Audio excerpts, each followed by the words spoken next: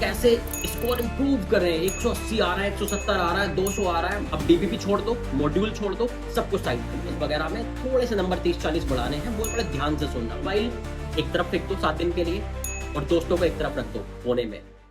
Hello बच्चों, तो यार जितने भी बच्चे आजकल मिल रहे हैं, तो जेईई मेंस जैसे पास आ गया है, तो बच्चे काफी डरे हुए रहते हैं। कुछ बच्चे पूछते हैं सर कैसे अभी के इन 7 दिनों के टाइम को मैनेज करें, कैसे स्कोर इंप्रूव करें। 180 आ रहा है, 170 आ रहा है, 200 आ रहा है सर, लेकिन हम चाहते हैं कम से कम 30-40 नंबर बढ़ जाए तो बहुत अच्छी रैंक आ जाएगी, क्या कैसा करना चाहिए। तो यार कुछ बातें हम लेके आए हैं। 7 दिन के लिए 7 पॉइंट्स, इन 7 पॉइंट्स का इन 7 दिनों में ध्यान रखें। तो मैं ये नहीं कह रहा कि आपके अभी 80-90 नंबर आते हैं, बहुत बढ़ के यार 200 हो जाएंगे, 250 हो जाएंगे, 300 में से 300 आ जाएंगे, लेकिन जो भी आपका स्कोर, एवरेज स्कोर पूरे साल चलता गया है, पिछले 2-3 महीने में एआईटीएस में चलता गया है, इतना जरूर है कि उसमें 30 नंबर 40 नंबर बढ़ जाएंगे, उससे आपकी रैंक काफी आगे आ जाएगी।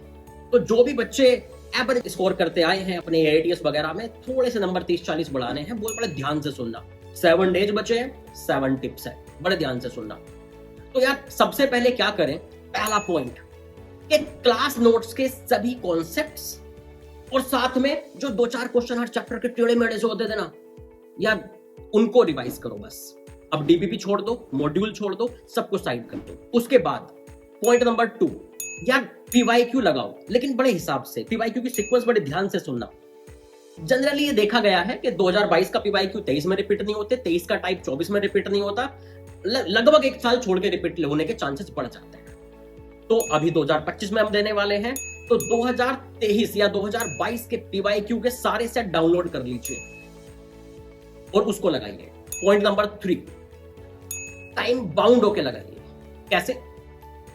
क्योंकि आप जानते हैं सुबह 9 से 12 और शाम को 2 से 5 ये स्लॉट एवरेजली आज तक चलते आए हैं। तो हमेशा एक काम करें, 9 बजे से पहले उठ जाए, नहा धो के बिल्कुल रेडी हो जाए और एक अनकंफर्टेबल चेयर या अनकंफर्टेबल बेंच पे बैठ जाए, प्रॉपर टाइम बाउंड होके टाइमर लगा के, और 3 घंटे में उस पेपर को सॉल्व करें। कौन से वाले पेपर? जो हमने थोड़ी देर पहले बात की थी, जो पीवाईक्यू मैंने बोला था ना 2022 या 23 के पीवाईक्यू उठा के लगाना, उन पीवाईक्यू को लगाएं टाइम बाउंड होकर के 9 से 12 और 2 से 5 में, क्योंकि आपका ना बॉडी क्लॉक वही वाला हो जाएगा।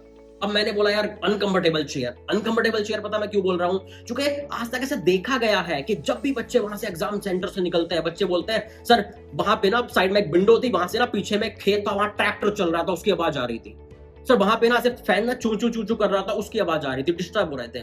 कभी बोल रहे सर जिस चेयर पे हम बैठे थे ना वो बड़ी अनकंफर्टेबल थी, तिरछी सी थी, सर वो बड़ी अनकंफर्टेबल बेंच थी। यार ये सारी शिकायतें ना आप लोग करते हैं, तो ध्यान रखें कि पहले से प्रिपेयर रहें। अनकंफर्टेबल जगह ही बैठ के करें, ना बिस्तर पे बैठ के पढ़ें, ना कोई बढ़िया गद्देदार चेयर पे बैठ के पढ़ें, अनकंफर्टेबल जगह ही बैठ के वो पेपर दें।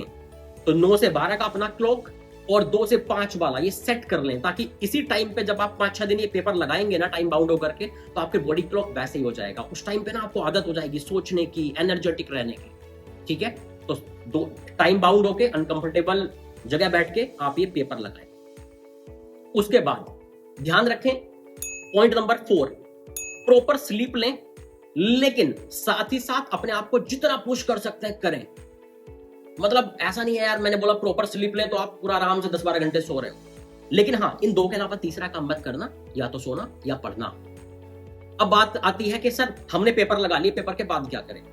तो आप अपना पैटर्न यार कुछ ऐसा बना लो। पॉइंट नंबर 5, पैटर्न ऐसा होना चाहिए अभी स्टडी का, आपने पेपर लगाए, आपने मान लो 9 से 12 में एक पेपर लगाया, उसके बाद 2 घंटे में आपने क्या किया, जो क्वेश्चन वहां नहीं कर पाए उस क्वेश्चन के पैटर्न को रट दो।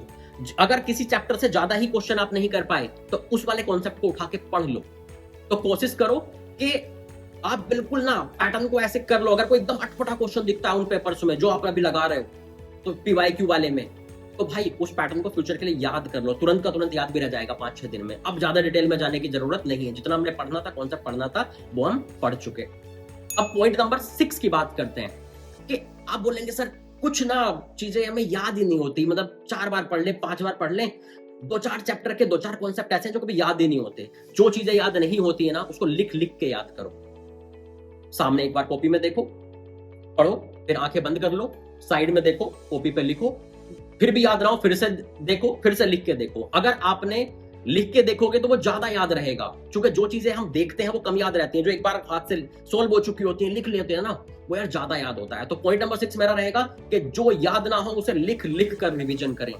और लास्ट पॉइंट, 7 नंबर पॉइंट, कि भाई जो लास्ट डे होगा ना वो नो क्वेश्चन डे।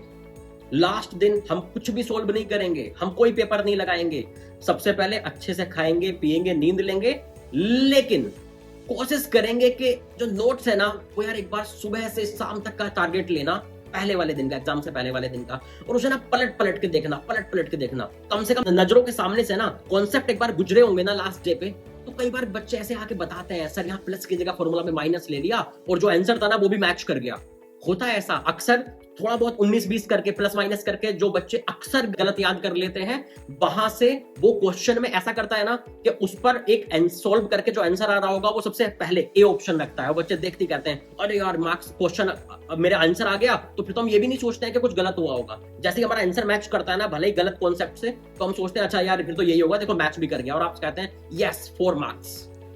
तो ध्यान रखें कि भाई लास्ट डे पे एक बार नजरों के सामने से कॉन्सेप्ट जरूर गुजार लेना, क्वेश्चन कोई मत करना, ताकि ये ना या सिली मिस्टेक्स ना हो, प्लस माइनस की गलतियां ना। और भी कुछ बातों का ध्यान रखना, जैसे आप टाइम के हिसाब से ये पेपर करेंगे ना 3-3 घंटे में बैठ के, 9 से 12 में, 2 से 5 में, इनमें ना यार जितने एक्सपेरिमेंट करने हैं ना इन 4-5 दिनों में कर लेना। जैसे कभी फिजिक्स पहले करना, कभी केमिस्ट्री पहले करना, कभी मैथ्स पहले करना। वैसे मेरा सजेशन तो होता है कि कैलकुलेटिव सब्जेक्ट्स को पहले करो, फिजिक्स और मैथ्स पहले दूसरे नंबर पे होने चाहिए, लेकिन कोई दिक्कत नहीं है, आपकी अपनी चॉइस है, जो ज्यादा कॉन्फिडेंस हो उसे पहले करो। लेकिन ध्यान रखो कि किसी दिन फिजिक्स पहले करो, किसी सेट में केमिस्ट्री पहले करो, उससे क्या होगा ना कि जितने आपके सारे उतार चढ़ाव मार्क्स में दिखने हैं ना वो सारी वैरायटी पता लग जाएगी, आपको ये समझ में आ जाएगा यार किसको पहले करके मेरे मार्क्स ज्यादा स्कोर हुए, और वहां जाके उसी को फॉलो कर देना। तो ये सीक्वेंस चेंज कर करके जरूर लगाना, और टाइम बाउंड होकर के। एक और बात, 1 घंटा 10 मिनट से ज्यादा किसी सब्जेक्ट को मत देना, कितना ही प्यारा सब्जेक्ट हो, कितना ही लेंथी सब्जेक्ट हो। 1 घंटा आइडल, 1 घंटा 10 मिनट एक्सटेंडेड, बस। मैथ्स है, कैलकुलेटिव है, 1 घंटा 10 मिनट तक जा सकते हो, बाकी सब 1-1 घंटे पे चलाना। तो ये कुछ टिप्स है भाई, इन 7 बातों का ध्यान रखना। और इनमें एक बात मैं और बताऊंगा भाई, मोबाइल एक तरफ फेंक दो 7 दिन के लिए, और दोस्तों को एक तरफ रख दो कोने में। पेपर जब हो जाएगा उसके बाहर निकल के बात करेंगे।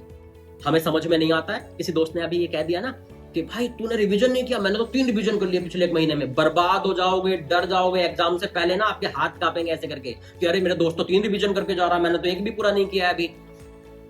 तो इसलिए कॉन्फिडेंस बढ़ा के रखना है, तो दोस्तों से दूर हो जाओ 7 दिन के लिए।